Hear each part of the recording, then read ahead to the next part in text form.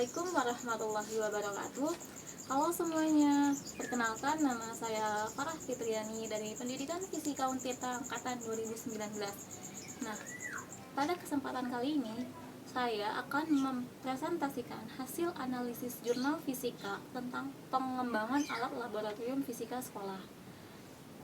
Tema jurnal yang saya pilih ialah tentang gaya Lorentz. Nah, sebelum masuk ke pembahasan presentasi, saya ingin sedikit menjelaskan tentang gaya Lorentz itu terlebih dahulu. Nah, gaya Lorentz ialah gaya yang ditimbulkan oleh muatan listrik yang bergerak atau oleh arus listrik yang berada di dalam sebuah medan magnet. Nah, gaya Lorentz itu pertama kali dikemukakan oleh seorang ilmuwan Belanda bernama Hendrik Anton Lorentz. Nah, menurut Lorentz ini sendiri, apabila sebuah penghantar berarus listrik berada di dalam sebuah medan magnet, maka akan timbul gaya Lorentz yang akan menggerakkan penghantar tersebut. Nah, persamaan untuk gaya Lorentz sendiri yaitu F sama dengan B kali I kali L kali sin theta, di mana F adalah gaya Lorentz tersendiri, B-nya ialah medan magnetnya, I ialah kuat arus listriknya, L adalah panjang kawat penghantarnya, dan sin theta ialah sudut yang dibentuk oleh arus listrik dan medan magnet itu sendiri. Nah, untuk menentukan arah gaya Lorentz, kita itu dapat menggunakan kaidah tangan kanan.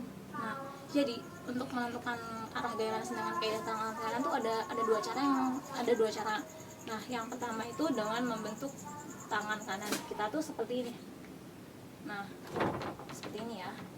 Dimana jempol itu menunjukkan arah arus listriknya.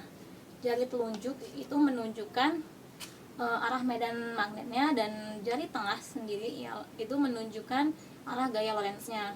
Cara yang kedua, kita tangannya kita bentuk seperti ini. Nah, seperti ini ya. Nah, di mana ibu jari dan jempol itu menunjukkan arah arus listriknya, dan empat jari tangan kita itu menunjukkan arah medan magnetnya, sedangkan arah gaya Lorentz-nya itu ditunjukkan oleh telapak tangan kita. Jadi kalau divisualkan tuh ini arus listriknya, ini medan magnetnya, dan yang telapak tangan dia arah gaya Lorentz-nya. Nah, mungkin itu sedikit penjelasannya. Langsung aja kita masuk ke pembahasannya. Tonton terus sampai selesai. Sebelum itu jangan lupa untuk like dan komen ya. Baiklah, kita masuk ke poin pembahasan analisis jurnalnya ya teman-teman. Sebagaimana yang sebelumnya sudah saya sampaikan, bahwa jurnal yang saya pilih ialah tentang gaya Lorentz. Kita masuk pada jurnal yang pertama dengan judul Penggunaan Alat Peraga Kawat Luncur untuk Meningkatkan Hasil Belajar Peserta Didik pada Pokok Bahasan Gaya Lorentz, dengan penulis Abdul Wahab, Aun Rohim, Dian Saptarini, Indah Trisnawati DT, Nurul Jadid, Edwin Setiawan, Farid Kamal Muzaki, Triyono Bagus Saputro, Iska Desmawati. Gambar alat peraganya bisa teman-teman lihat di layar. Nah, untuk keunggulannya, yang pertama, sumber tegangan tidak panas dan terbakar. Yang kedua, arah dan keberadaan gaya Lorentz dapat diamati dengan mudah melalui gerakan kawat luncur. Yang ketiga, dapat digunakan menentukan faktor-faktor yang mempengaruhi besar gaya Lorentz. Nah, kekurangan yang saya analisis dari jurnal tersebut, yang pertama, tampilan alat peraga tersebut itu kurang menarik, terlalu sederhana. Terus yang kedua, alat tersebut tidak dapat digunakan untuk praktikum pengambilan data berupa datanya itu berbentuk angka atau nilai. Kita masuk kepada jurnal yang kedua dengan judul Jurnal Pengembangan Generator Listrik Mini sebagai Media Pembelajaran untuk Meningkatkan Keterampilan Proses Sains Siswa dalam Pembelajaran Fisika dengan penulis Andri Fitrian, Yeti Supriyati, Desnita. Nah, pada jurnal tersebut sebenarnya terdapat dua bagian alat yang dibuat. Bagian yang pertama yaitu konsep induksi elektromagnetik dan bagian yang kedua alat generator listrik mini. Nah, pada pembahasan saya yang lebih kepada alat yang kedua yaitu alat generator listrik mini karena pada generator listrik mini tersebut menggunakan konsep gaya Lorentz. Nah, untuk gambar generator listrik mini tersebut, kawan-kawan dapat lihat di layarnya ya. Nah, pada generator listrik ini digerakkan dengan motor listrik dengan 50, 80, dan 110 lilitan yang perputaran roda giginya bisa dibalik jika kabel motor listrik ke arah adaptor juga dibalik. Nah, bagian adaptor pada generator listrik mini tersebut juga memiliki 3 sumber tegangan, yaitu 9 volt, 12 volt, dan 15 volt. Hasil pengamatan dari generator listrik mini dapat disimpulkan yang pertama, semakin dekat jarak magnet dengan kumparan, maka semakin terang nyala lampu LED dan semakin besar tegangan yang dihasilkan. Yang kedua, semakin cepat roda gigi berputar, maka semakin terang nyala lampu LED dan semakin besar tegangan yang dihasilkan. Yang ketiga, semakin besar jumlah lilitan, maka semakin terang nyala lampu LED dan semakin besar tegangan yang dihasilkan. Yang keempat, semakin besar kekuatan magnet, maka semakin terang nyala lampu LED dan semakin besar tegangan yang dihasilkan. Nah, untuk kekurangan dan kelebihan dari alat tersebut yang saya dapat analisis dari jurnal tersebut, untuk kekurangannya yaitu alat tersebut itu rumit dan sulit untuk dibuat dan dirangkai oleh siswa. Sedangkan untuk kelebihannya, alat tersebut tuh rapih dan tampilannya menarik untuk dilihat. Lanjut pada jurnal yang ketiga ya teman-teman. Nah, dengan judul jurnal Pengembangan Alat Praktikum Sederhana Konsep Listrik Magnet untuk Siswa SMP Daerah Terpencil. Dengan penulis Abdul Waris, Darsikin, dan Nurjana. Sebenarnya pada jurnal tersebut dibuat 3 alat. Yang pertama ada alat generator Van de Graaff, yang kedua alat elektromagnetisasi, dan yang ketiga alat gaya Lorentz. Dan yang yang menjadi fokus pembahasan saya yaitu pada alat yang ketiga yaitu alat gaya Lorentz. Yang mana gambar alatnya teman-teman bisa lihat di layarnya. Keunggulan dari alat praktikum sendiri itu alat tersebut yang pertama yaitu agar peserta didik lebih memahami konsep, dan yang kedua guru lebih terampil dan mampu membuat alat praktikum sederhana yang sejenis.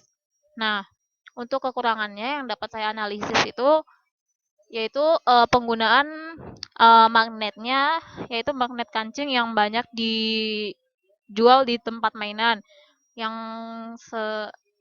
kekuatan magnetnya itu tidak terlalu kuat.